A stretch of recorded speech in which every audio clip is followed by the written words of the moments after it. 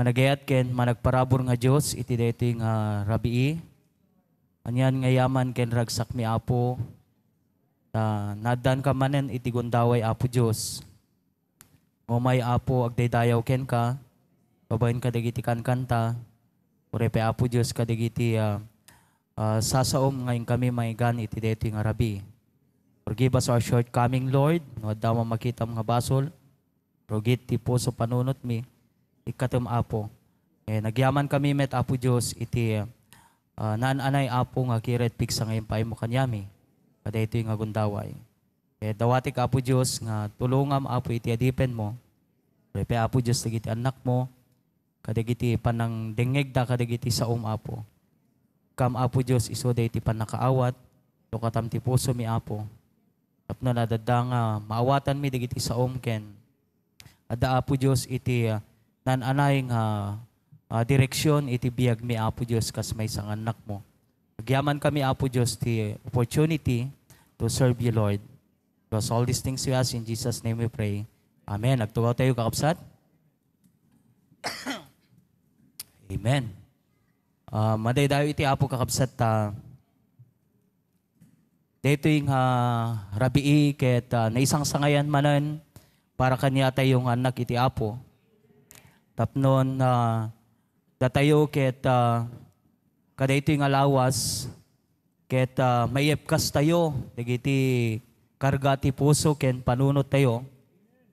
Uray pa ipagyamanan tayo kakabsat iti sasao iti Apo nga mabalin manen nga mang challenge iti panagbiag tayo. Idi Domingo kakabsat nagpintas di lesson iti senior pastor tayo. Maybe ang iba sa atin kung hindi natin mahal ang history, medyo siguro boring sa atin, no? Pero pag linaliman pa natin ang ating pagkaintindi regarding doon sa message, lalo nating maintindihan yung layunin ng ating Panginoon kung bakit naihayag ang kanyang salita. And praise God for that, no? Napag-aralan natin yung church sa Efeso at napakaganda po na hamon kay Apostle Paul sapagkat hindi po biro ang lugar na yon. At marami siyang naranasan na persecution, marami siyang naranasan mga kapatid na hirap para lang maihayag ang salita ng ating Diyos. And praise God sapagkat yung buhay ni Paul ay naging testimony at maging hamon din sa atin na despite sa lahat ng mga hirap at mga persecution sa buhay, pinakita po ni Paul kung papaano niya malampasan ang mga hamon na yon sa pamamagitan ng biyaya ng ating Diyos. Amen? Ang church sa Efeso ay napakaganda pag tinignan natin at inaral natin. Now, in the book of Revelation chapter 2, lalo pang pinakita dito kung ano ang church sa Efeso. Revelation chapter 2, we start reading in verse number 1. The Bible says, "Unto the angel of the church of Ephesus write, These things saith he that holdeth the 7 stars in his right hand, walk in the midst of the 7 golden candlestick. I know thy works." So, pag makita nyo ang verse, sabi ni Jesus, I know thy works. So, alam ng Panginoon ang ginagawa ng church na ito. At wala pong bagay na hindi alam ng Panginoon sa atin. Amen? Lahat ng mga bagay ay alam ng ating Diyos sa ating buhay. I know thy works and thy labor, yung kanilang pagpapagal, yung kanilang ginagawa para sa ministry, and thy patience, and how thou canst not bear them which are evil, and thou hast tried them which say they are apostles, and are not, and hast found them liars. Verse number 3, and has borne and has patience, and for my name's sake has labored, and has not painted. Grabe po yung puso ng church na ito. At wala pong bagay na hindi alam ng Panginoon sa atin. Amen? Lahat ng mga bagay ay alam ng ating Diyos sa ating buhay. I know thy works. And thy labor, yung kanilang pagpapagal, yung kanilang ginagawa para sa ministry, and thy patience, and how thou canst not bear them which are evil, and thou hast tried them which say they are apostles, and are not, and hast found them liars. Verse number 4, and has borne and has patience, and for my name's sake has labored, and has not painted. Grabe po yung Pagdating sa ministry, hindi po sila napapagod. Pagdating sa ministry, nakikita mo mga kapatid yung kanilang kasigasigan. And praise God for that. Napakalaking bagay po yan na pwede nating matutunan sa church na ito. But look in verse number 4, nevertheless, I have somewhat against thee, because thou hast left thy first love. So natuwa ang Panginoon nung makita nila ang kanilang mga ginagawa. Pero sa kalaunan, nagalit po ang Diyos. At ang kanilang kamalian ay sinabi po sa verse number 4, nevertheless, I have somewhat against you, because thou hast left thy first love. Amen? So nagalit po mismo ang ating Panginoon sapagkat iniwan nila mga kapatid, binaybayan da. DJ umuna nga ayat da iti Apo. At alam nyo, napakagandang hangaan ng church na ito sapagkat talagang pinakita ng Panginoon na natutuwa siya. In verse number 2, uulitin ko, I know thy works. I know thy labor, thy patience, and thou canst number them which are evil, and thou hast tried them which say they are apostles, and are not, and hast found them liars. They labor, and has not painted. Alam niyo, itong church na ito, pag tinignan mo talagang mapapabilib ka. At kung tayo po mga anak ng Diyos, no? Pag tinignan natin, makikita mo talaga, hahangaan mo. At ang Panginoon, Kanya pong sinabi, that nevertheless, I have somewhat against you, because thou hast left thy first love. Now, sa atin bilang isang anak ng Diyos, marahil nasa church tayo. Marahil meron tayong ministry sa church. Marahil tayo po ay nakikita ng pastor na tayo po involved. Marahil lagi tayo sa church. Amen? Pero ang nakakalungkot kung hindi makita ng Panginoon na tayo po ay nag-aaral at nagbabasa ng kanyang salita, hindi matutuwa ang Diyos sa atin. Hindi nyo ba alam na maraming mga Kristiyano na nasa church pero hindi nagbabasa ng Bible? May ginagawa para sa Panginoon pero hindi yan nagde-devotion. Involved sa ministry mga kapatid pero hindi niya pinapractice yung daily devotion sa kanyang buhay. Yan ang kinagalit ng ating Diyos sa church. I know thy works, I know thy labor, and thy patience. Praise God for that. Pero sana hindi makita ng Panginoon na tayo po mga kapatid na kahit involved tayo sa gawain ng Panginoon, hindi naman niya nakikita na tayo po ay masigasig sa ating pagbabasa ng Bible. Amen? Pastor, pwede palang ganon? Yes, pwede.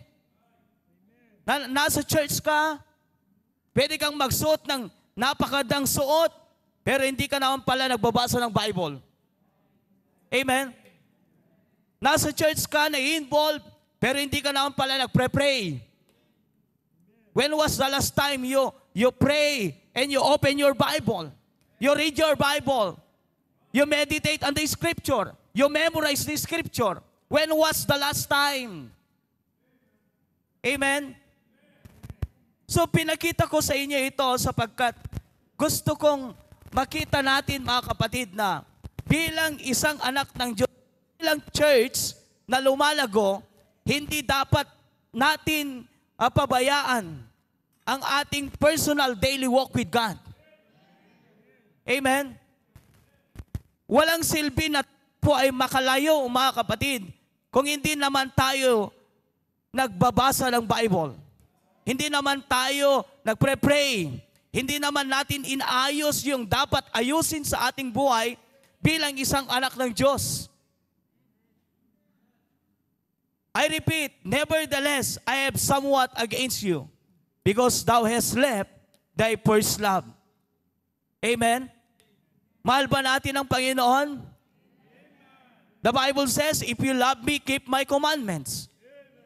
Alam nyo, isang bagay na kailangan maintindihan natin sa ating buhay. Kung mahal natin ang ating Diyos, sumunod tayo sa pamamagitan ng Kanyang tagubilin. Mga utos sa atin. Ang dami pong utos ng Diyos sa atin bilang isang anak niya. No? At sana makita natin na tayo po bilang isang church, bilang isang anak ng Panginoon, dapat maintindihan natin ng mas malawak pa kung bakit ginagawa natin ang paglilingkod sa Panginoon. It's because we love the Lord. Amen? Now, ang title po ng ating pag-uusapan is The Danger of Loveless Christianity. The Danger of Loveless Christianity. Amuyo, daytoy iti maysa nga napeggad kada ito'y nga gungundaway kakabsat. Mabalin tayo nga aramiden dagiti para iti Apo, ngam gayam kakabsat, at dadayjay banag nga mabaybayan tayo, tibiyag tayo. Hantayo dapat nga itulok. Dayjay biyag tayo habang tayo po ay ginagamit ng Panginoon. At sana doon sa paggamit ng ating Panginoon, makikita din natin sa ating sarili yung ating iaayos at gagawin sa ating buhay para lalo pang umunlad ang ating paglilingkod sa Kanya. At walang iba, mga kapatid, na pwedeng mag-sustain yan sa ating paglilingkod, kundi yung ating personal daily walk with God. Amen? Brethren, ito po ay magsisilbing reminder po sa atin. Alam ko po, mga kapatid, na marami tayong ginagawa. Pero sana man lang, hindi natin pwedeng kalimutan ang ating personal daily walk with God. The church at Ephesus was known for great work, but Jesus missed them. He longed for fellowship. Alam nyo, ang ating Panginoon, He longed for fellowship, not just function only. Yes, nagpapangsyon tayo sa church, pero kumusta ang ating fellowship sa Kanya? Amen? Jesus desire relationship, not just service. Jesus desire relationship, not just only service. Amen?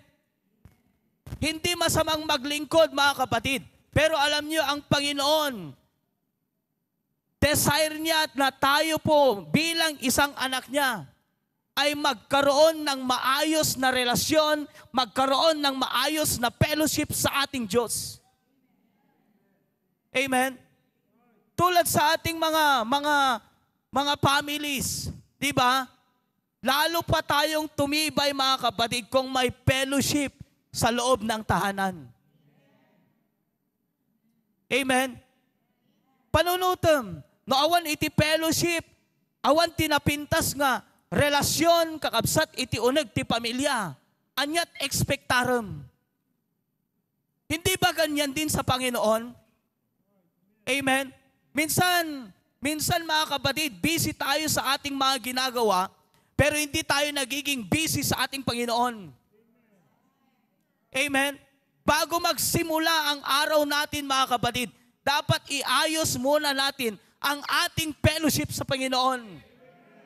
Huwag nating hayaan yan. Amen? Jesus desire relationship, not just service. A relationship requires time in His presence. In the book of Luke chapter 10, in verse number 39, the Bible says, "And she had a sister called Mary, which also sat at Jesus' feet and heard His word. Mary chose intimacy over busyness." Amen? Brethren, sapay ko kadagiti aramiden tayo tinaldaw-aldaw. Unaen tayo kumalatta kakabsat. Dayjay langan tayo iti Apo. Amen? No bimangon tayo, unain tayo dapat, jelangan-langan tayo iti Apo. Hantayo nga agtrabaho, hantayo nga agbanbanog, hantayo nga mapan kadagiti pagtrabahuan tayo, hantayo mapan kadagiti eskwela tayo kakabsat, nga hantayo na plastar, iti nasayaat, nga langan-langan tayo, kadayjay Diyos nga nang ted ken kat blessing. Mary chose intimacy over busyness. Jesus defended her choice because devotion is greater than distraction. Jesus said, Mary had chosen that good part. Needful yun, kailangan yun sa atin. Amen? Kumusta ang ating relasyon sa Diyos? Amen? Kumusta ang ating relasyon sa Panginoon? Amen? Na sana habang pinapakinggan mo ito, isipin mo sa sarili mo, oo nga kanina lang hindi ako nag-devotion, kanina lang hindi ako nag-pray, nagising ako pero hindi ko man lang pinasalamatan ang Panginoon. Punta ako sa trabaho ko pero hindi ko man lang inayos ang aking fellowship sa Panginoon. Siya yung nagbibigay ng pagpapala sa akin. Siya yung nagbibigay ng blessing sa akin. Siya yung nagbibigay ng kalakasan ko. Siya yung nagbigay ng buhay ko. Hindi ko man lang inayos. Amen? Relationship requires time in His presence. Prayer builds intimacy, not just answers. Actually, kakabsat, hangkapay, uri ang kaagkararag, amoy iti apo ti kasapulam. Ngam apay nga datayong anak iti Diyos, kakabsat, masapol tayo iti agkararag. Tapnon bumilag, umirot, dayjay langan-langan tayo iti Diyos. Amen? Paslamat diyo nagti pamilya tayo. Bumilag ti langan-langan, kakabsat ti agasawa, iti anak kakabsat, no adda ti napintas nga langan-langan, iti unag ti pagtaingan. Kasjay mat ka ni Apo Diyos, kayat na tayo nga sursurwan, babaen ka dayta panagkararag, nga umirot iti langan-langan tayo kenkwana, kan mapatibker kakabsat, dayjay relationship tayo, ken fellowship tayo, kenkwana. Prayer build intimacy. Prayer is not just for request, it's for relationship. Amen. Isong ada tayo nga nakiti Apo kaabsat, masapol nga i-practice tayo, kang kanayon agbalin ko mga habit tayo kaabsat, iti panagkararag. Amen. Hantayo ko mga rumwar kadigiti pagtayangan tayo, nga tayo man lang inasikaso na ito nga banag, kapo tayo isot mang patibker, itibiyag tayo. Your private time with God is where real intimacy grows. Amen? Prayer builds intimacy. Next, the word, the scripture, feeds your love for Christ. Amen? Kumusta ti panagbasa tayo ti Bible? Amen? Kumusta ti panag-meditate tayo ti Bible? Hanlang nga panagbasa. Han tayo nga iraras ti panag-devotion tayo. Kapot maladaw tayo nga mapanagbasa. Kapot maladaw tayo nga mapanag-agobra. Wano addan papanan tayo kakabsat. Han tayo nga iraras. Ikan tayo ti usto nga oras kakabsat. Tapnon mananam tayo.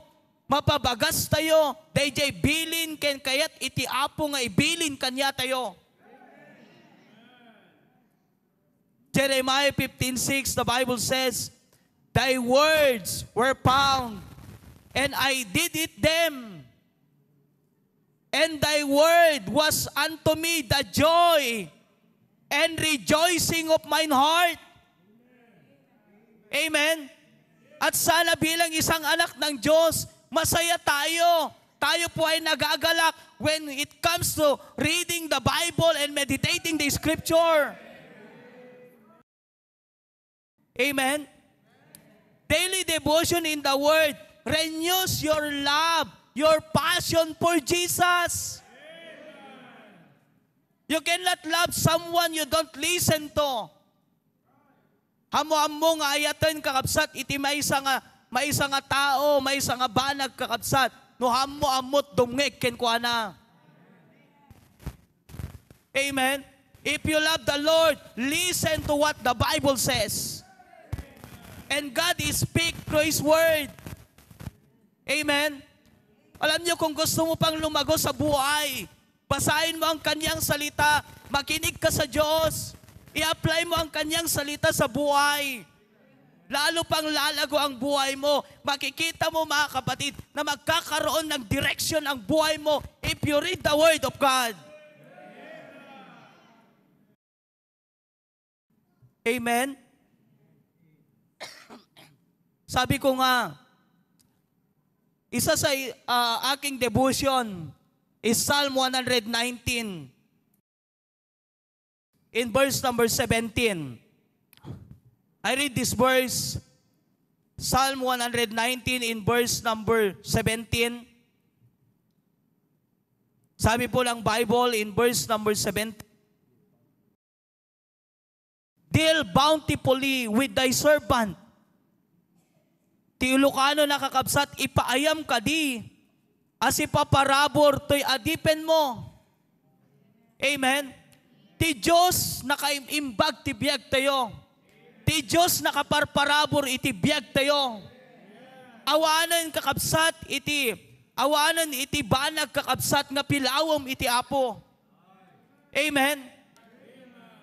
One of my devotion, deal bountifully with thy servant, that I may live and keep thy word. Amen? Deal bountifully. Napakabuti ng Panginoon sa atin. Binubuhay tayo ng Diyos. Pinagpapala tayo ng ating Diyos. Ginagabayan tayo ng ating Diyos. Amen? Sinasagot niyang Diyos ang ating panalangin. And then the Bible says, deal bountifully with thy servant that I may live. Buhay tayo, mga kapatid. What is the reason kung bakit tayo pinubuhay ng Panginoon? To keep His word. Amen? To keep His word. In verse number 18, the Bible says, open thou mine eyes, that I may behold wondrous thing out of thy law. Buksan mo ang aking mga mata, sabi niya, that I may behold wondrous things out of thy law. Amen?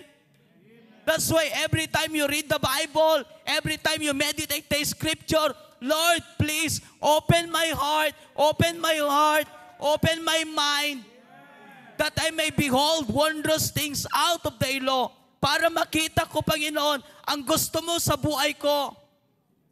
Ang nakakalungkot kung minsan sa atin, mga kapatid, nakapikit tayo. Hindi natin nakikita yung mga bagay na gusto ng Panginoon na ipakita sa atin sapagkat nakapikit ang ating mga mata. Amen? At paano tayo ililid ng Panginoon kung wala naman tayong desire, mga kapatid, na paglingkuran ng ating Panginoon? Sana ma-realize natin na ang Panginoon napakabuti sa atin. In verse 19, I am a stranger. Ina-acknowledge nyo ba yan? Na tayo po ay naglalakbay lamang sa mundong ito? Amen? We are a stranger in the earth. Hide not thy commandments from me. That's why the Word of God feeds your love for Christ. Yung salita ng Diyos, mga kapatid, kung gusto mong lalo pang umaalab ang iyong pag-ibig sa Panginoon, feed your life with the Word of God. Amen? Your public life shows flows from your private devotion. Hindi nyo ba alam na pati rin ang ating Panginoon, Amen? Karamihan na oras niya, in-spend niya sa prayer. In-spend niya sa kanyang mga salita. Amen? Even Jesus, ministry and service without intimacy is like trying to pour out from an empty vessel. Feed your life with the Word of God. Amen? Kumusta ang buhay mo ngayon? Hantay ko mga kakabsat nga umadayo. Nga antay man lang may plastar iti biyag tayo, iti langan-langan tayo ti Apo. Amen? Amoyo, nuhan nga dayta ti unaem, puri at dakat ministry, nuhaan mo kakabsat nga sustenaran. Deta, kinagagat mo ti ministry kakabsat, iti panagbasang Bible, di intimasim ti Apo, dumteng ket dumtengken ka ti panagkapoy. Ket no agkapoy ka, no di mo maalwadan kakabsat, agquit ka. Ngem amuyo, oray no ado ti pakarigatan, no daytoy intimacy, kani Apo Diyos iti may plastar tayo, amok ken patsek dakkel nga banag, iti kay papanan na ken aramiden na iti panagbiag tayo. Tadaytoy kakabsat ket isot mang pabileg iti panagbiag tayo. Kas may isang anak iti Apo. Amen? Jesus desire relationship, not just only service. Amen?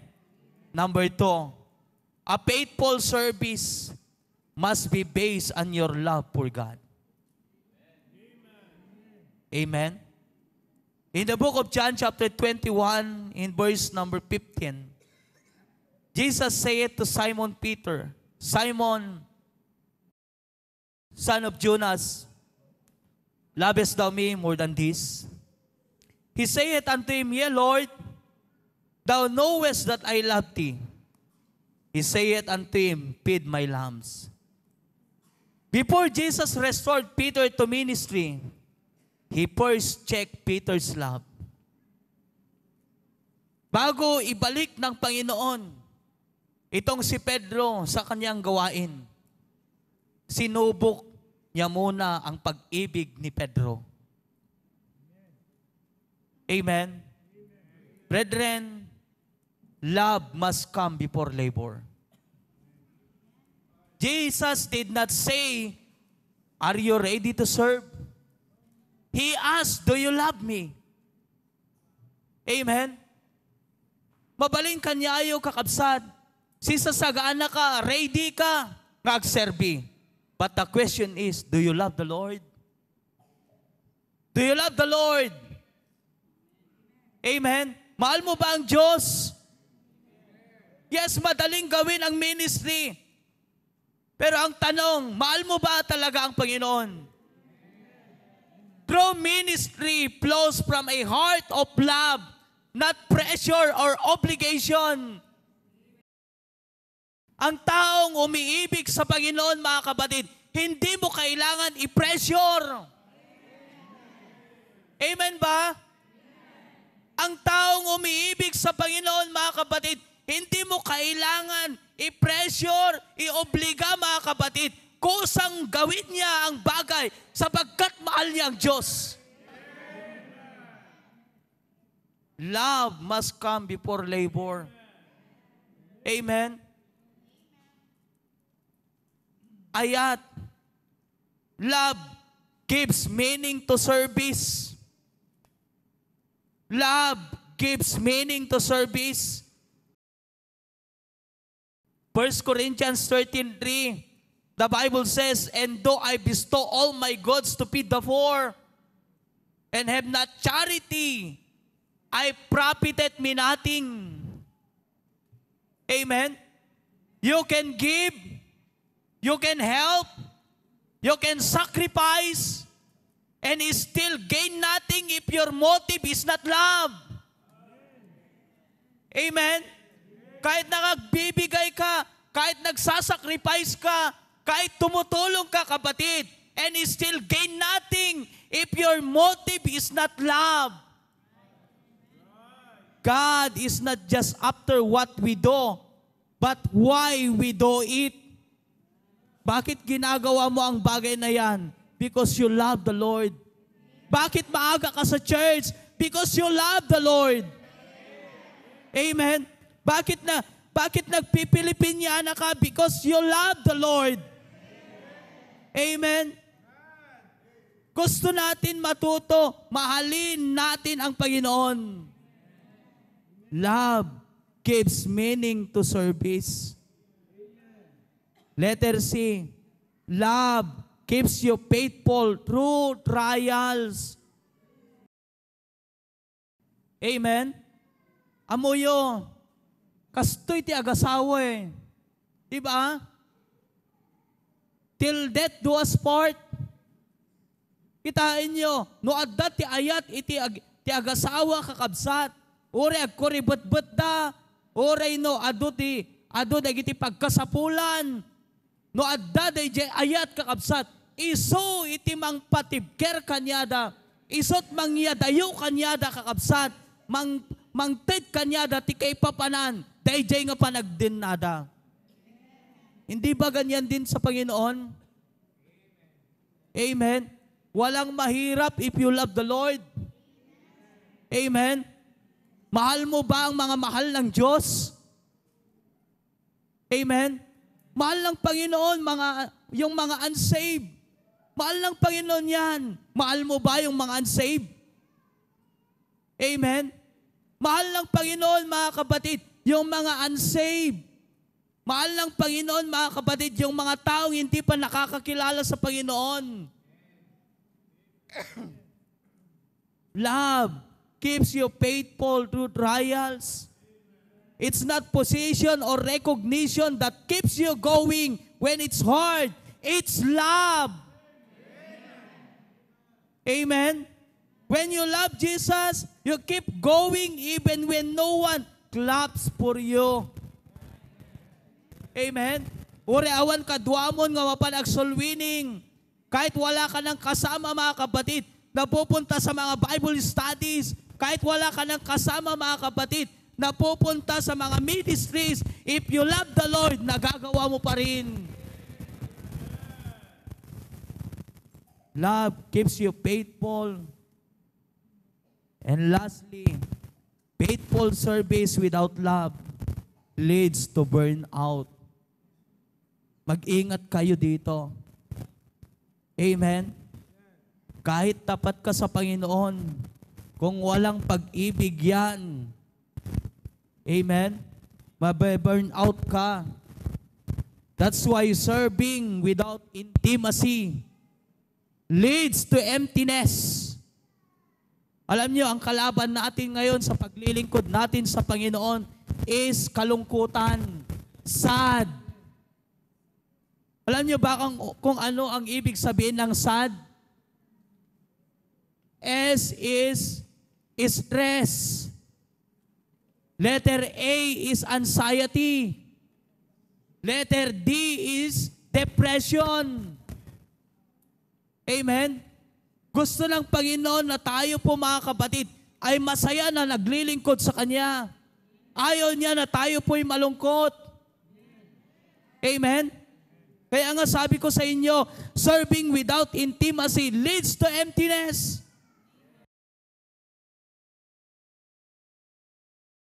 Serving without intimacy leads to frustration. And eventually, bitterness. If your heart is not full of love for Jesus, your hands, amen, your hearts will eventually grow weary. Amen?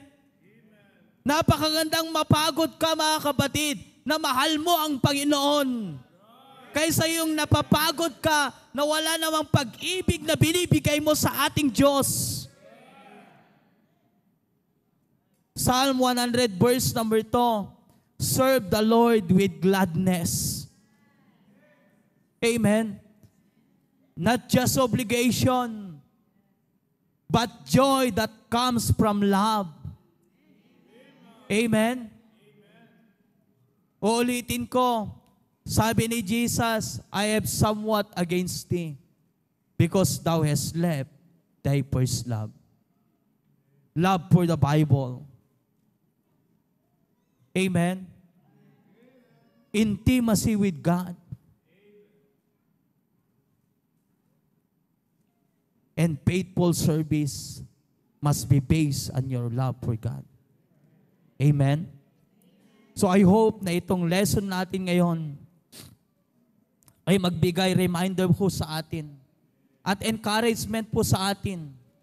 Nakita natin ang ating sarili, mga kapatid, na marahil nasa ministry tayo, may ginagawa tayo sa ating Panginoon, pero nakakalimutan pala natin yung unang obligasyon natin sa ating Diyos, which is read the Bible, pray every day, and develop an intimacy with the Lord. Amen? Huwag sana nating kalimutan. Amen? I hope na itong lesson natin ngayon, message ngayon, nagbigay encouragement po at warning po sa atin. Thank you and God bless.